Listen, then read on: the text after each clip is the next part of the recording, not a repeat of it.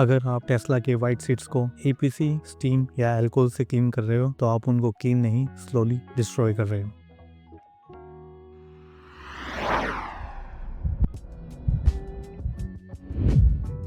ये टेस्ला के white seats already ceramic coated है। इस वीडियो में मैं डीप क्लीनिंग नहीं कर रहा, मैं दिखाऊंगा प्रॉपर लेदर मेंटेनेंस जो प्रोफेशनल्स एक्चुअली फॉलो करते हैं। मेंटेनेंस का गोल शाइन नहीं होता, गोल होता है कोटिंग को प्रोटेक्ट करना।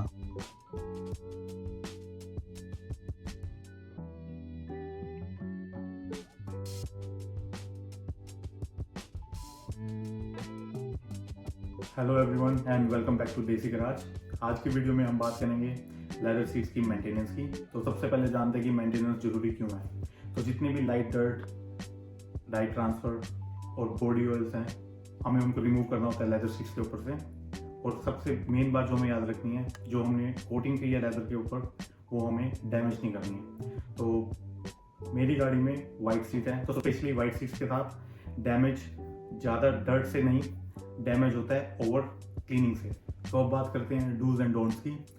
तो सबसे पहली चीज़ जो मैं अपनी लेदर सीट के बिल्कुल पास में भी लाऊंगा, वो सारी चीज़ें हैं ऑल पर्पस क्लीनर, चाहे वो डाइल्यूटेड भी हो, आईपीए या अल्कोहल, कोई भी leather conditioner, heavy foaming cleaners, magic eraser और हार्ड स्क्रबिंग। ये सब चीज़ें क्लीन नहीं करती बल्कि सिरामिक कोटिंग को कम्प्लीटली रिमूव कर देती हैं।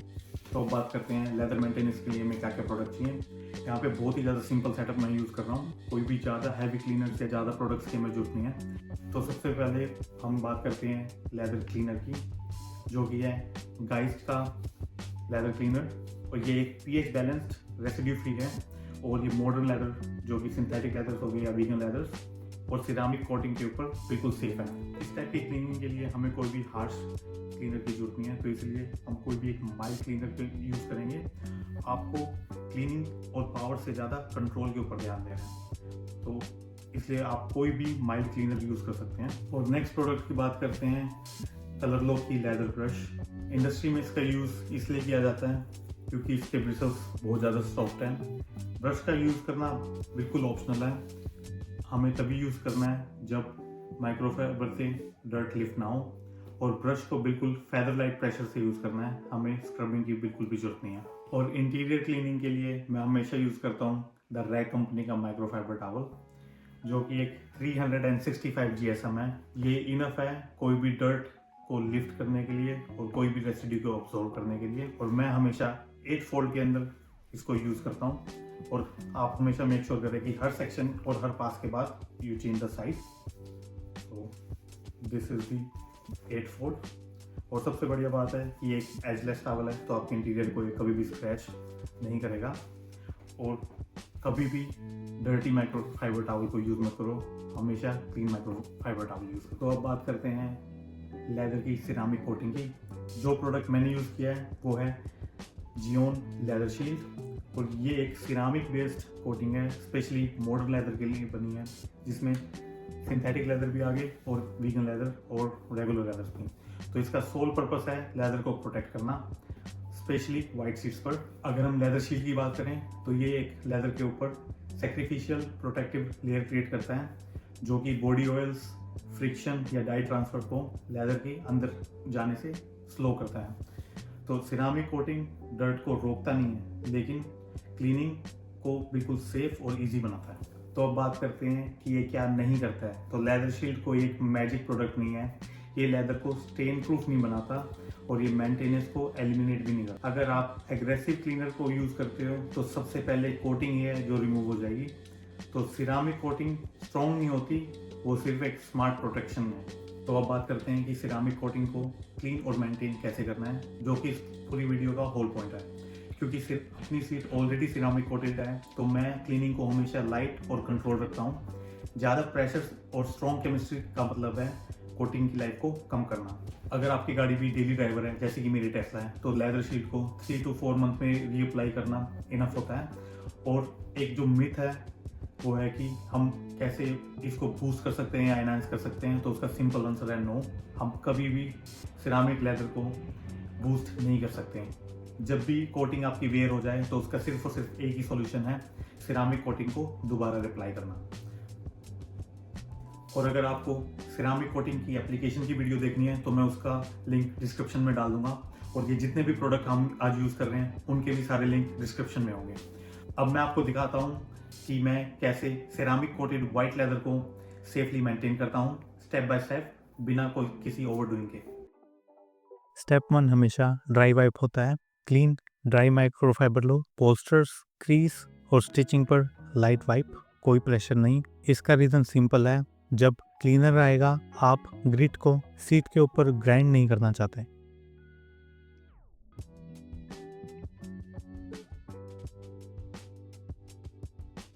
मैं यहाँ यूज़ कर रहा हूँ pH neutral residue free leather cleaner. Cleaner seat पर नहीं, हमेशा माइक्रोफाइबर के ऊपर स्प्रे करें। 2 से 3 स्प्रे एक सेक्शन के लिए इनफ है। Straight line wipes, light hand pressure, cleaner को अपना काम करने दो, हमें ज़्यादा प्रेशर लगाने की कोई ज़रूरत नहीं है। और 10 to 15 सेकेंड से ज़्यादा ड्वेल टाइम नहीं देना है। अगर डर्ट इजीली लिफ्ट हो जाती है तो परफेक्ट, वरना हमें ज़्यादा फोर्स बिल्कुल भी नहीं लगाना है। और immediately followed by dry wipe, ताकि हम एक्सेस क्लीनर को रिमूव कर सकें। और टेस्ला वाइट सीट्स के लिए एक golden rule, clean often, clean gentle. Dirty दिखने का वेट ना करो। Easy cleaning is equal to zero staining issue. Dye transfer के लिए क्लीनर को डायरेक्टली माइक्रोफाइबर टावल पे लगाओ और फिर टावल को स्टेन के ऊपर कुछ सेकंड के लिए छोड़ दो, ताकि cleaner can work it's magic इन। और हमेशा याद रखो, multiple light passes will work better than one hard pass. Bolster पर जीन्स फ्रिक्शन सबसे ज़्यादा होता है, वहीं पे मेंटेनेंस बहुत ज़्यादा ज़रूरी है। Because these Tesla seats are ceramic coated, मैं क्लीनिंग को जेंटल रख रहा हूँ। एग्रेसिव क्लीनर्स एक्चुअली कोटिंग की लाइफ कम कर देते हैं। डाई ट्रांसफ़र कॉस्मेटिक होता है, कोटिंग डैमेज परमानेंट होती है।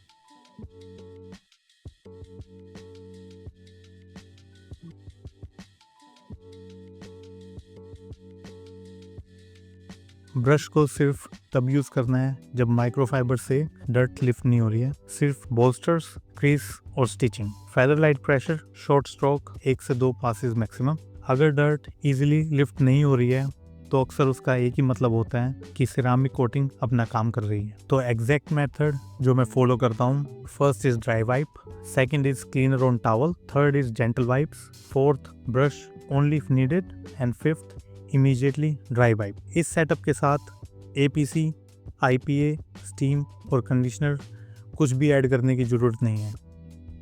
तो अब बात करते हैं मेंटेनेंस फ्रीक्वेंसी की। प्रोफेशनल स्केड्यूल सिंपल होता है, light dry wipe weekly, maintenance clean every 2 to 3 weeks, और सिरामिक रीअप्लाई अगर आपकी गाड़ी डेली ड्राइवर है तो within 3 to 4 months। Overdoing kills coating, consistency protects them.